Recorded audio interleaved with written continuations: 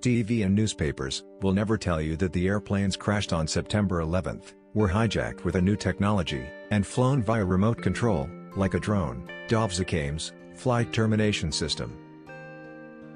And that before the attack, this technology had already been tested in the small military airbase of MacDill, Florida.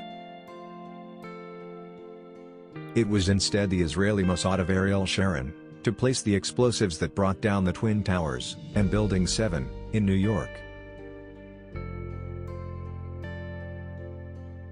All mass media remained silent in regard to Building 7, that fell without being hit by any plane or other.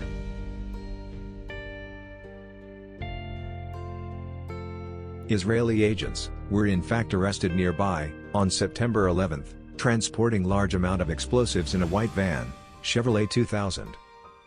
But they were later released by the Bush administration.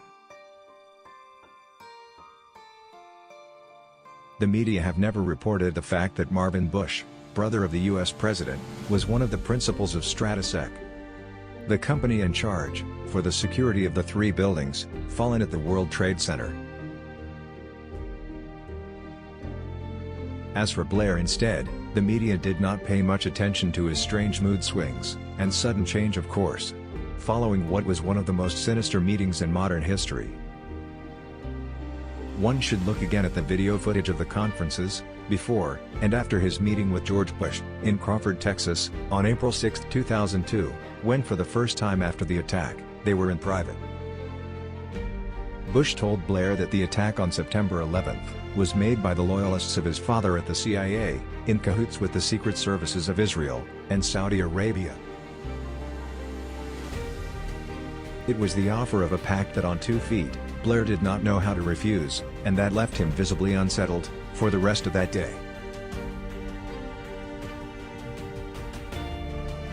The false flag in September 11, 2001, could be seen in parallel with another one, in June 8, 1967, when the Zionists attacked the ship USS Liberty and blamed Egypt to get the US involved in that conflict.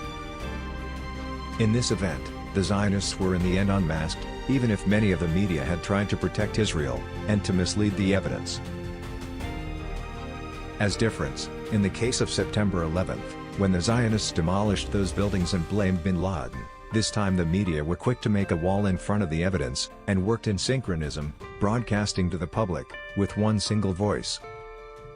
The result is, that the majority of the people, still believe in the tale told by the media.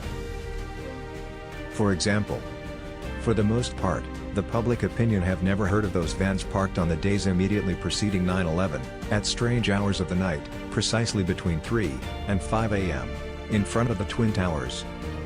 And that punctually were leaving a few minutes before the cleaning crews arrived, to enter those buildings. The vans carried the Mossad agents who placed the explosive nanothermite that destroyed those towers. But all this was never reported by the media. Although the future of all people depends on how 9/11 is intended.